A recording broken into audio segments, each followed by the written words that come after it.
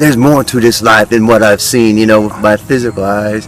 And God's got something more beyond what we see, bigger than politics and beyond the cultural differences, that he says, you know what? I made you in my image. And you know what? That little heart you got in you, I put my thumbprint on you. And I'm trying to live out that thumbprint now. And I said, God, I breathe. And we're the only creation where God said he put his spirit, he breathed his spirit into us. All the other animals in creation just zapped into existence, but he put special attention into me. He put special attention into you and said, man, I put my signature on him. I said, that's my man. And I'm trying to live out day by day, each step, to be his man. We're standing here at the cross that was established to represent what Christianity. St. Augustine, Florida. Augustine, Florida is the mixing bowl where all this came about, where we met adversity and decided to rise above what we seen with our eyes and what we felt on the pain of our skin, and decide that God had a purpose, whether it be a short purpose, but for a purpose to shine a light that means that there is more to the struggles that we see and life than what there is. Because this St. Augustine was the beginning of major things that all of the forces around us that is not of God, coming against so many ways. Because this river that you see here, this river was called the Matanzas River for a purpose. This river was called because the Spanish, the Catholic of Spanish, decided to slaughter the French Huguenots. They were Protestant down here. They said, man, we want a piece of the action down here. We want a piece of the action.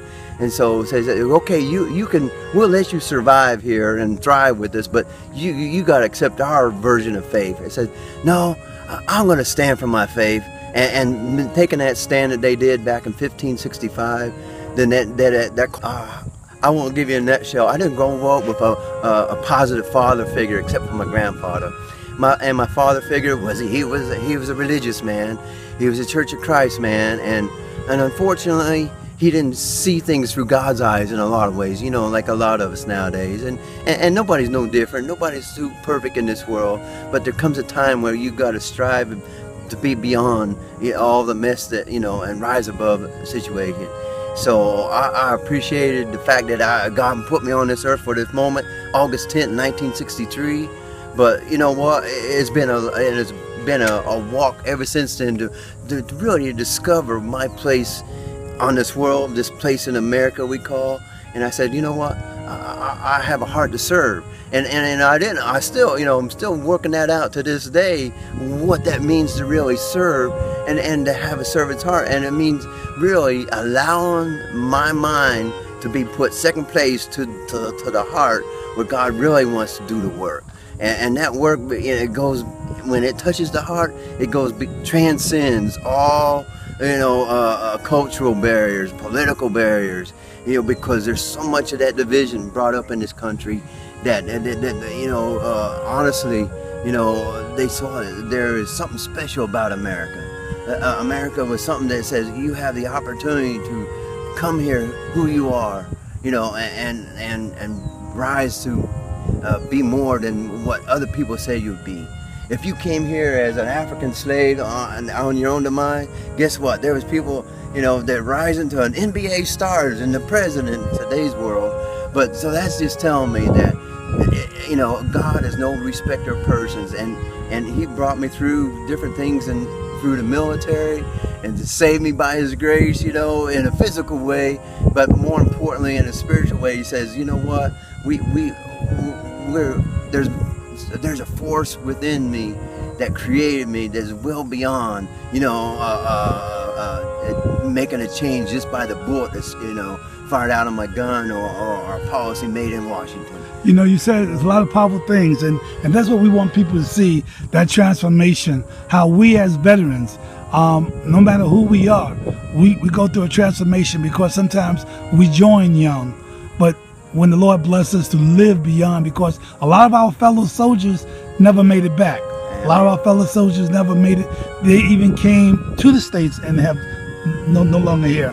So we appreciate you. We appreciate the history you gave about us. And we just want to let people know that it is a transformation. It is a walk. And what do you want to say to all those veterans out there and non-veterans and veteran families? What would you like to say to them on this day?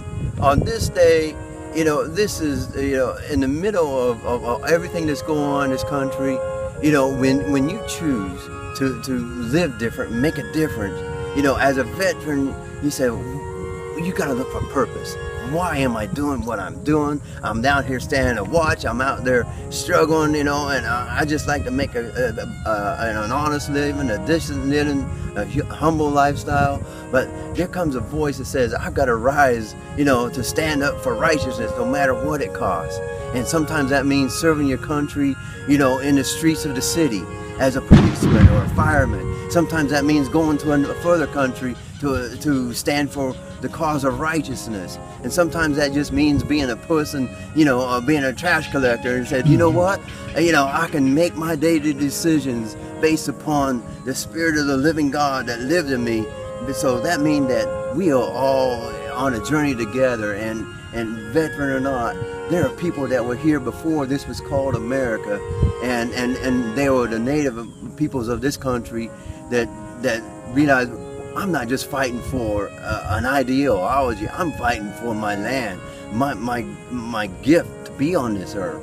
I'm willing to give up a portion of my life just to see that there is a better life that can be passed on to my next generation, and there is a rich value in everybody that serves, but especially those that were beat down and downtrodden in this country, and made a decision and to say that, guess what, beyond everything that's happened to me as a people and then as an individual, that there is something more for me, and it's a reward that you may hear here, in the now and then a little bit, but that reward is a treasure that is beyond price. There's not a price that you can put on the reward of meeting and connecting with people as a creative. Come on, man. Fort Mose was the first free black community in what we knew as North America. We got a man called Francisco Menendez he was a slave under the colonial British at the time, and he got word of that, them Spanish will allow you some form of freedom, and you can live for your freedom.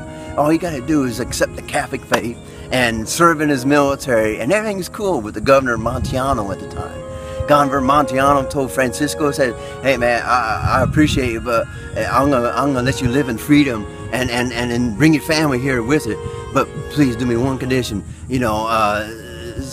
help be a barrier between us. Help be and he united with the Spanish in a way, because the Spanish gave more of an appreciation for who he was in some form of way.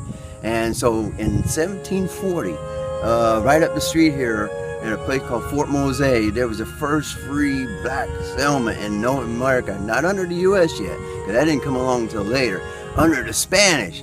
So the real Underground Railroad did not go north, it came south to Florida, going under the Spanish Florida, and said, you know what, we got freedom down here, and the word got out, and the British didn't like it. So that's what brought all the wars down here, all the raids of St. Augustine. And it said, and they stood for almost 40 years, in and out, and then they actually helped defend the fort here. The Castillo de San Marcos was defended by free black slaves and the local Indians, the Seminoles, the Yamasees, the Temicuans. They came here, and at that time, everybody meshed in the melting pot, just like a pot of gumbo, it don't take just the pepper or the sausage or the rice to make a gumbo. It puts all them ingredients to make it a special thing in life. And they really enjoyed some freedom and prosperity. And there's a lot of trials and tribulations, don't get me wrong, but the Spanish allowed such an environment to happen, because mainly the workers of these Franciscan missionary work, they're right out of here, that started right out of St. Augustine. And when that happened, they said, you know what, when the British take over, we're going with you wherever you go. And that's why there's such a cultural diversity down on the Caribbean islands, because there's black slaves, there's Native Americans and the Spanish.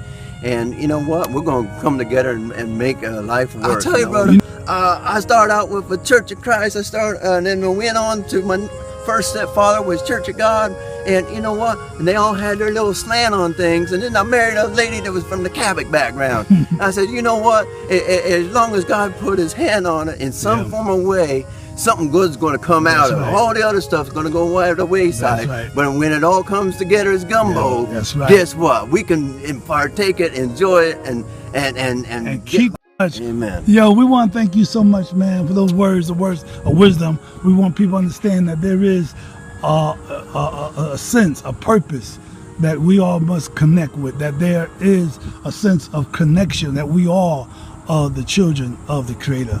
It's your man, Abdul Shaheed Munir. We in Florida with Darryl Graves out of St. Augustine, Florida. They call it the Fountain, looking for the Fountain of Youth right over here, but I got a river of life flowing through me. So I couldn't find just a quench my first, temporary like this, a camelback on my back. But I quenched my first from now on to eternity. Said, man, I'm thirsting for something more in life that put a smile on my face and a smile in my heart. Thank you so much.